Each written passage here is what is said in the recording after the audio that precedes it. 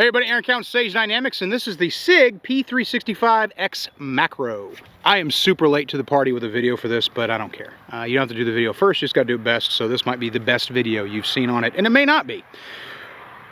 You will notice immediately that it is a Sig P365, which shares the same basic slide profile with the Sig Spectre comp. And you'd be right, it is the same comp system. They call it a comp, I don't. I consider it to be more of an expansion chamber, almost like a brake. It doesn't have the same comping design as a comp, but they call it a comp. That's fine, you know, call it whatever you want. I'm going to keep calling it a brake because to me that's what it does. It's more of a muzzle brake. But I do like it. It does provide some degree of recoil mitigation. If you're curious about that, you can watch my video that I actually did on that gun, the Sig Spectre comp. This is just about the macro. What's the difference between the macro and the Spectre? There's no gold barrel, there's no gold trigger. The slide cuts, profile, reliefs are a little bit different.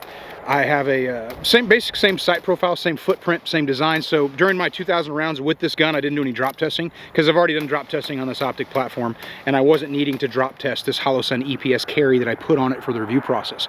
I like Sig's P365 slides going forward because they're starting to retain the rear metal sight versus relying on not having a rear sight or going with an optic like the EPS carry that has one built in.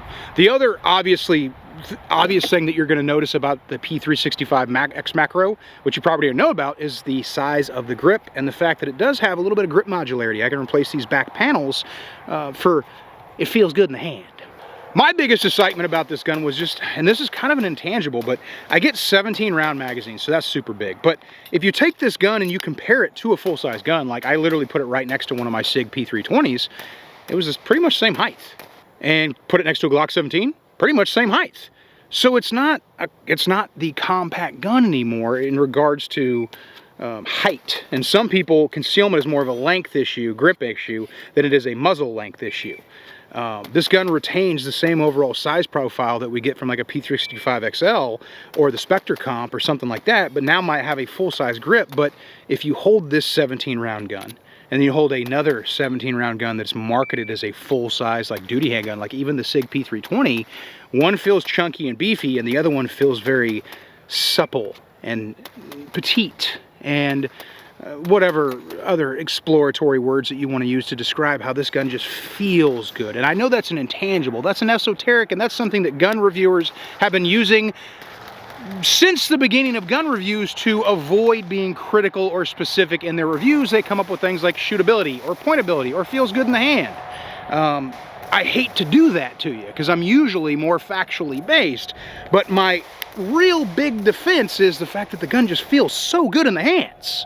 Partial joking aside, concealability is still there because of the overall thinness of the gun. You're still getting that.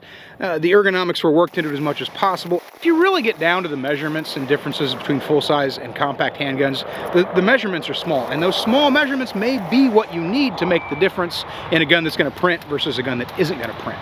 Right now, you got to buy the gun as a complete package.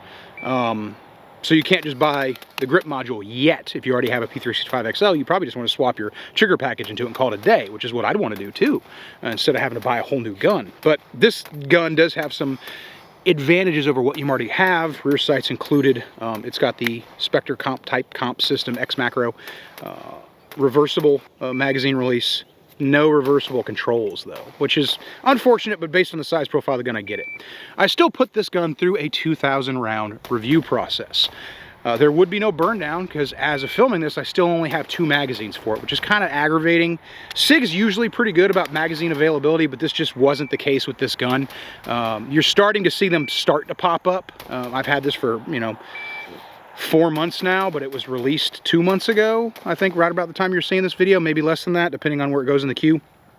So I still wasn't able to get 2 mags. So I literally went, or more mags. So I literally went through the entire 2,000 round review process, 2 17 round magazines at a time, which is another reason why you're not gonna get a burn down, but you're gonna get everything else. Obviously no drop testing because we already talked about why that would be pointless because I've already done a bunch of drop testing on this optic system and I'm not gonna test it just because the same optic system is on a different gun. That makes sense? I hope so. Don't needlessly drop things, I guess is where I'm going with that. Good performance though. Light rail allows me to run not full-size lights, but larger compact size light. I've got a Sig Foxtrot 2 on here right now. You can also run a TLR7 sub and a TLR7 and a TLR7A, and then there's some other lights like Surefires and other lights that are the compact size lights are going to fit. It's got enough rail space for it. It doesn't share the same holster profile as a P365 because it's got a Picatinny type rail interface now versus the universal lug mounting that they went with on the other guns. So you do have to source out a new holster for the gun. I have a holster that worked okay, not something I'd carry with, but it was something I'd use on the range. It provided the safety degree I wanted to, even though it wasn't specifically for this gun. It was for a gun that had a light like this, so it did work. I'm not going to tell you what it is because don't buy it. ANRdesign.com, they're going to have holsters quick ship already for this gun, and I'm sure there's a bunch of other holster companies that have them out there as well. But with my Sig P365s, they live in ANR holsters. I do like those holsters a lot. I've been using them for a bunch of different guns for a number of years, both in my FN 509s. Basically, they're where I go for a gun-specific holster for guns that don't get as much love as some other guns do. Or I'm looking for their specific style of claw and retention and concealability, the way that they design their holsters. Kind of the same experiences with this gun that I got from the Spectre comp. I saw the same recoil mitigation occurring. Again, it could be better. We could have an actual integral comp built into this gun versus what I consider, like I said, a muzzle brake. But I still do have a reduction in felt recoil versus shooting the same type of gun, same size profile, same ammunition without this Spectre comp. Capacity is obviously excellent, and because I have a larger grip interface, like, yeah, I can get this many rounds in a regular P365 XL with an extended magazine, but the grip's different. And like I went back to that kind of intangible, what I talked about, those lazy terminology words that gun reviewers use to avoid being critical about products, that shootability or that gripability or how it feels good in the hand, that's kind of where I'm going with that. I'm able to grip the gun efficiently with a full-size uninterrupted grip. I don't have to worry about magazine pinch or magazine break a surface changing. I don't have to worry about grip texture being different or metal on plastic or anything like that. It's the whole grip, and it's 17 rounds. That allows me to shoot the gun more controlled with that amount of ammunition for a longer period of time. So if I want to do like a 6, 7, 8, 10 round string, I'm not fatiguing as fast. Also, more time between reloads. Reversible magazine release, which is super helpful for me because I am primarily a left-handed handgun shooter. And for my hands, the gun to size relationship is almost perfect using the slightly swelled backstrap that comes with the gun. Although, like I said, you do have other options. For an out-of-the-box trigger, excellent accuracy. Another cool thing is with this bigger gun even the same profile, zeroing is a little bit easier than it is to zero a P365X or P365 XL. So I just wanted to show you guys the accuracy I was getting out of the gun for zero purposes. I zeroed this at 25 yards, 124 grain gold dot, shot at 25 yards from a bagged bench position.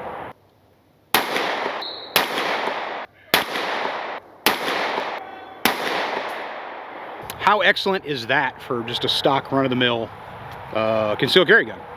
Probably not going to market this for duty carry, although I could see some people preferring it for like detectives, plainclothes, something like that. But just for this is, for me, it's all about the concealed carry market with this gun.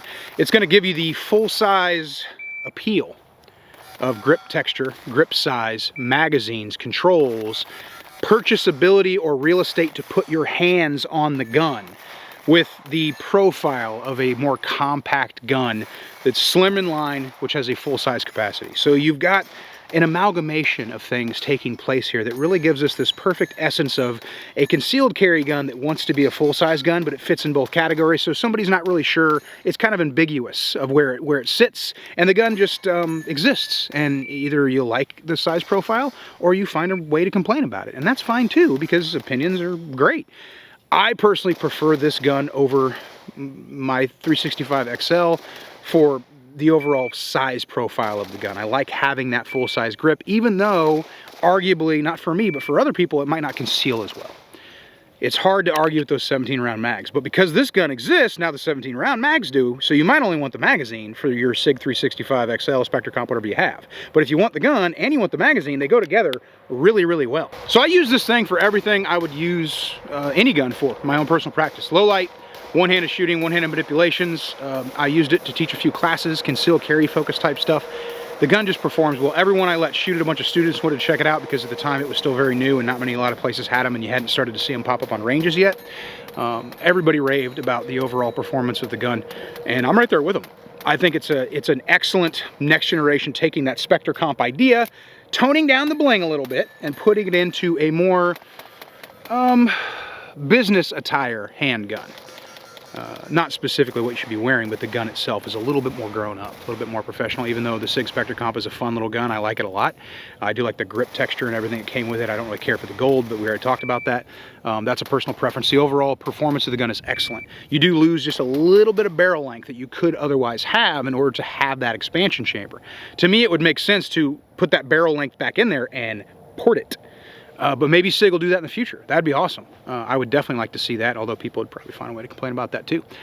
So over 2,000 rounds plus at this point through this gun. I've been very happy with the performance. I would highly recommend it to anyone who is curious about it. If you think like it's a full-size handgun, it's not. If you think it's a compact handgun, it's not really that either.